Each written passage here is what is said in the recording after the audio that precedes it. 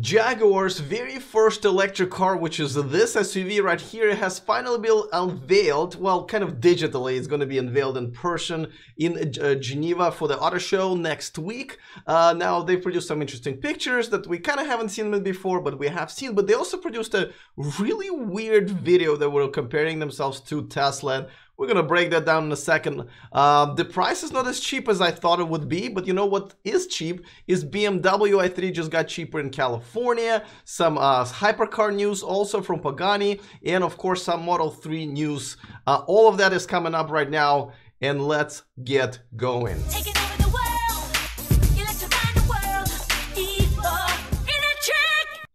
All right, so Jaguar I-Pace, it's here. They did a digital unveiling. It was all great.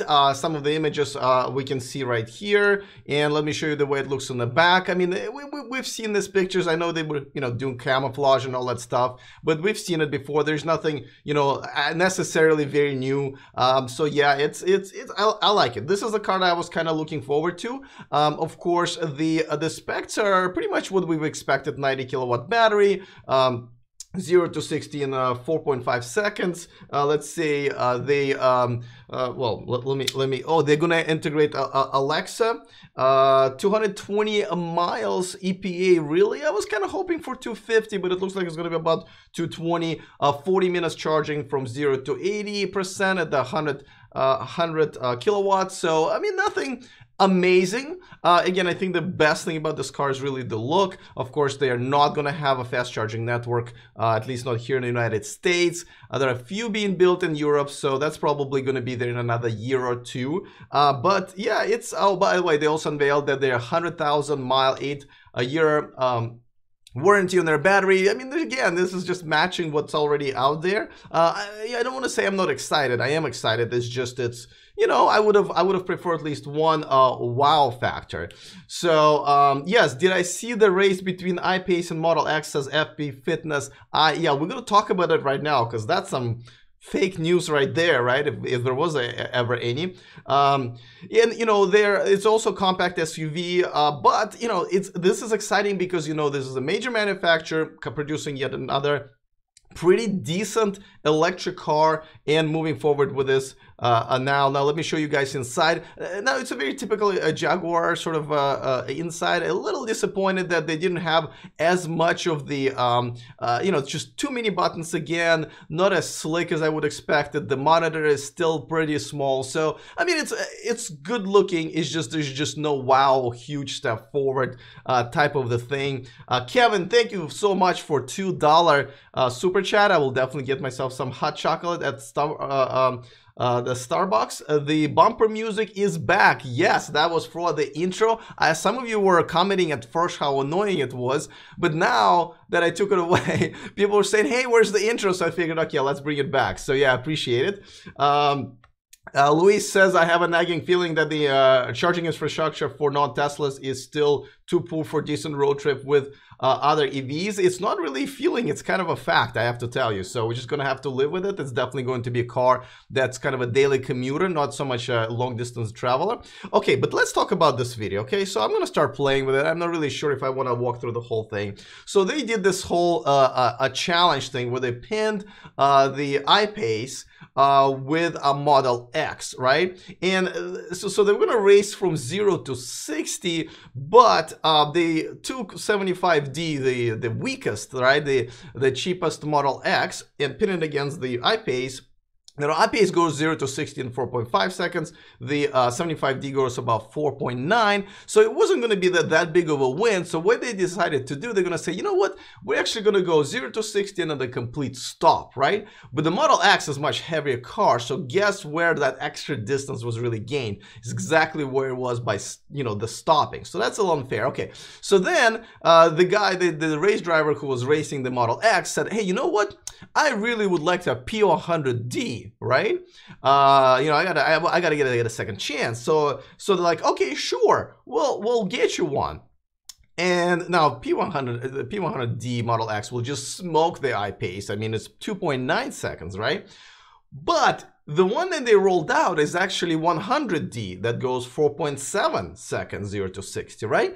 So they like bluntly did a switcheroonie on us. They said P100D and then they brought a 100D, kind of the same result, right? I mean, it's 0.2 second difference between 75D and 100D, right? And you know, once again, the main distance was gained by the stopping distance because the Model X is much heavier. I mean, I gotta say, an interesting PR stunt, but again, you know, yet another what was it another day? The Mercedes, right? I mean, yet another company producing a decent electric vehicle, and yet they decide to talk crap about Tesla, and they just losing, right? They just, even the fact that they had to cheat while comparing themselves to them, that's just not good. It's just another Bolt, says Peter. Actually, I don't think so. I mean, it's not ugly. Let's start with that. It's got some interesting tech, and it's a compact SUV, which I think even more people will like. Oh yeah, so let's talk about the price. DRK reminded me. She says, if this is the price, why would you buy that when you have the Tesla that fits more people, looks better? Yeah, you're right. So they're gonna start at 87K, 87,000 American dollars, which is a little. So you guys can watch that video a little bit later. I don't want you to like be peeled to the screen. It's on Jaguar's YouTube channel. So you know, I thought $75,000, $76,000, which I thought they were gonna start it at. Unfortunately, they're starting it at 87, and then she's right, DRK right, that, you know, it may just not be worth it because you can get a Model X, and it's a bigger car with all these amazing features for, you know, even cheaper if you wanted to. So Louis says iPace will become unpopular when Model Y comes out. You know, if they don't get their stuff together. Oh, another thing that I have to say is it's just kind of I've been reading all these news articles, but no one talking about it. But they are going to have an over-the-air update, I believe. And you guys, I know they will correct me if I'm wrong on this one. I believe it's the only other non-Tesla car that's going to have the over-the-air update. So, and I think that's one of the most important features of electric cars, and I believe everyone should start doing it ASAP. And you know, because your car gets better in the morning when you get up, right? I mean, who gets better? What kind of car or really person even gets better in the morning after the over-the-air update? Yes, lies are not good PR, says DRK. Absolutely agree. Jaguar is dragging their history through the mud. Horrible tactics. Absolutely. And you know, this is, I mean, I was really looking forward to this car, guys. Really, really was. Again, it's not a disappointment. They're still going to have another unveiling at the Geneva Motor Show. But definitely the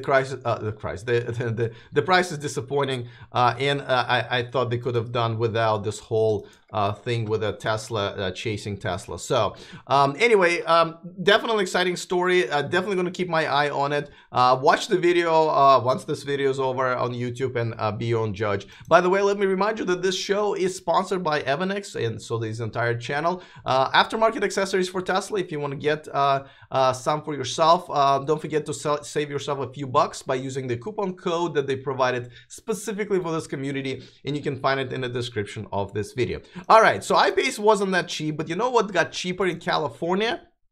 This little car. As you guys know, that I think this is, you know, this car in a Leaf has been kind of an embarrassment to the electric car community. I know a lot of you disagree with me, but nevertheless, design looks like a, you know, I think it's ugly. A lot of people think it's ugly, and it just looks like a compliance car. The range is pathetic. There's nothing amazing about this car inside or out, but it got really much cheaper. Now, I know I already reported on a couple of different utility companies, one in New Jersey, another one in Southern California, that were providing the same discounts. Now, PG&E in California, this is the company that's providing most of our electricity, jumped into this deal. So BMW basically is going to give you $10,000 off of the car. You get $7,500 tax credit, $2,500 in California back, and PG&E is going to also throw another $500. So you end up getting $20,500 back, which basically cuts the price of this car in half. You know, in this point, I have to say that, you know, yeah, if you don't mind the look, if you're just gonna commute it to work and back, and you know, this tiny little range of like about 90 miles realistically is okay with you, you know, it is a BMW, it is a car, you don't have to spend money on gas. So, you know, I would say this is not a bad deal at all. So if you're a California PG&E customer, make sure to have your bill with your name in hand. And if you want to get this car, you cannot lease it, only buy it. Satvir says, looks like a frog. Don't install frogs, please. $20,000 is the right price for i3. I also agree. My Nissan Leaf looks nicer, basic flash cube. I mean, if it's a current generation, then yeah, but the previous Leaf, I don't know, I think it's a tie, man. It is a matter of taste, but as a graphics design, I can tell you why the actual design here is not really good. Just look at the lines that don't go all the way through, which is usually a design that you want to achieve with cars, because we want to make them look like they can go through the air very smoothly. So therefore, all the lines have to be very smooth, and this one just goes like this, right? So I can go on and on and on why the design is not very good, but you know, that's fine. Monkey Wright says it's so ugly and it would never need to be free for me to drive this. I would agree. Even then I'd need to do some work. All right, let's move on for this, but I'm just saying it's very interesting that this is actually a deal is expanding this year. It might be coming to the area near you as well. It is the BMW that's giving the $10,000 off, not PG&E, by the way. PG&E is just throwing $500, you know, because they don't have to, you know. Anyway, by the way, if you were enjoying this video, guys, please give it a thumbs up. It does much better when I repost it later. 95% of you actually watch it in repost. And by the way, now that you watch, when you watch YouTube videos after they reposted, you can see the chat being reposted, so you can also not just watch it on a screen here. If you want to see it, it will be running in your app or whatever. That's a new feature that they just came up with. All right, let's move on. What show is this if we don't mention Model 3s? And of course, Model 3, as you know, they're kind of expanding in Canada. There are some indications they're going to start selling them very, very soon. I'm assuming to make sure they don't sell too many of them here by July 1st. Now, ahead of their official Canadian launch, they are bringing the display models to Toronto and Vancouver, I believe today. So if you want to check them out, definitely make sure that you get there either like right now, or you have some time to stand in line. Whenever they did this, like this one is here, one of the first ones in California in a Stanford shopping center. When they did it here in the United States, their lines were like 1 or 2 hours sometimes. So just be prepared for that. Nevertheless, more people will be able to check this car out in Canada, because don't forget, there people haven't really even seen it. They were at the Canadian Auto Show, but you couldn't get in. In this case, you can definitely get in, but you'll have to stand in line. Once again, I want to thank my Patreons for donating. I'm getting a couple of you guys new ones this week. I'm putting together some behind-the-scene footage, some exclusive material. This week I posted, and I'm gonna just whore around with this. Still around. This is my very first video that I posted on YouTube. I thought it was funny. It was for my Facebook app, where you can be notified when you get unfriended. Facebook took it down already by now, but anyway. All right, the next story is Pagani is one of the makers of hypercars. Unlike the Koenigsegg, who said that we're not even going to work on one, it's like 10 years away. These guys said, you know what, we are working on one, we got the team going, and we're going to get something going by 2025. So, you know, another hypercar maker, Pagani, is jumping in. This is just to reiterate my feelings about the Koenigsegg that were just sitting on their butts and saying how it's not possible, and they're not even going to try. So that's a great news. Louis in the chat room says, why is the stock so low? Oh, because stock has nothing to do with reality. How much does the Model 3 cost USD in Canada? Is it more expensive? I don't think it's going to be that much more expensive, but they haven't announced the pricing just yet. Will USA steel aluminum import tariff expect to affect Model 3 price or not? We don't know yet. Let's see when they actually, you know, go for it. And a lot of times things are not affected as we think by tariffs and things like this. But yeah, any kind of turmoil like this may just be negatively affected. And yes, Tesla makes their car bodies out of aluminum, so you know. All right, let's move on to the comment of the day. We got so many things to cover, and this one is about the story that we did yesterday about how the city of Rome is going to ban, by 2024, is going to ban diesel cars inside of its historic center. And the reason for that was because, you know, the smog from it, the fumes are destroying their actual architecture. Now, and I thought it was great, right? Because, I mean, this is another indication that diesel cars and hopefully gas cars are a thing of a past at some point. But Peter, with his a comment, made interesting proposal here. He said, interesting comment. He says, Rome banning diesel to save historic sites, not human lives. Priorities messed up. And I thought, you know what? Yeah, I mean, yes, it's a good story for electric car movement, for green energy and environment everywhere, because you know it's another sort of poke at the world of gas and diesel cars.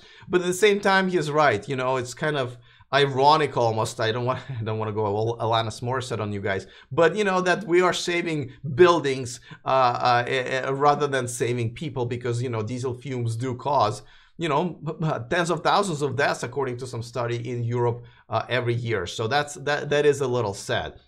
All right, guys, just want to make sure that tomorrow I'm going to start having shows that on Saturdays I'm going to have guests. So tomorrow I got K-Man. He's got his own channel. If you guys haven't seen him, definitely check him out. But if you have, he's going to be here to discuss and give his very interesting point of view. I'm looking forward to that. Of course, it's going to be pretty cool. So, all right, guys, so let's meet tomorrow once again right here at 11 o'clock Pacific time. Other than that, see you next time, and remember to stay charged.